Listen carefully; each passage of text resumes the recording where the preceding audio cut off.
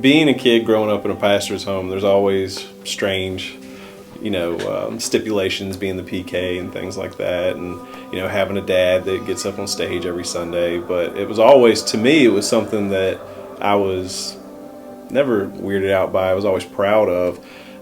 It's always been good to be that kid that people are always like, your parents are just like the greatest people. We love your mom, we love your dad.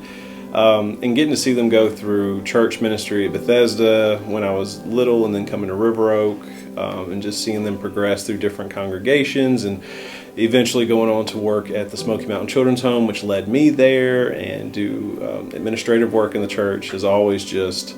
He's always excelled and just done phenomenal. It's funny, Dad has always kind of been in a situation where leaders in other departments ask him for advice, or other areas, or completely different business. They always call him, and he's an advisor to all kinds of different things. And I always admired that about him, and wanted to emulate that as best I could. So watching him leave a state administrative role to come to Mercy Crossing, to me, I was excited for that, because I know that deep down, he's always been a pastor.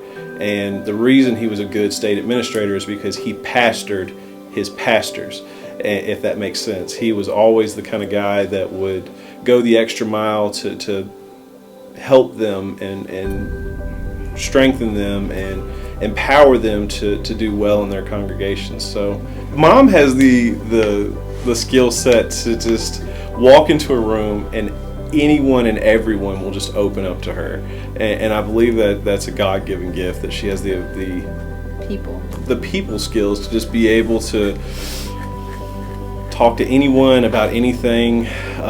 She is fantastic when she gets up to speak. She definitely lets loose, and that's one thing I've always admired about Mom. She's a lot like me when it comes to speaking.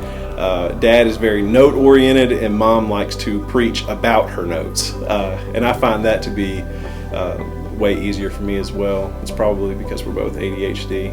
So like, my family even says it, that I've become a completely different person since I've become a Nuckles, and I don't know if that's a good thing or a bad thing, but Tim and Sharon have been an amazing influence in my life, and since I came around, I really was shy and quiet and a nervous wreck, which, I guess some things haven't changed, but they definitely helped empower me as a person and make me, I feel like, I was very young when I met Brandon. I was, 19?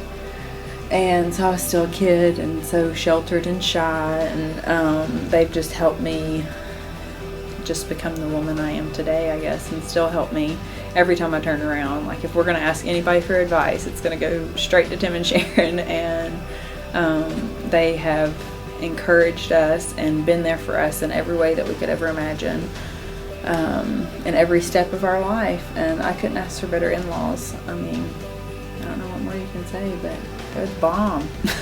Her and Dad both just had crazy spiritual lives growing up, great prayer lives, great examples. Couldn't ask for better parents.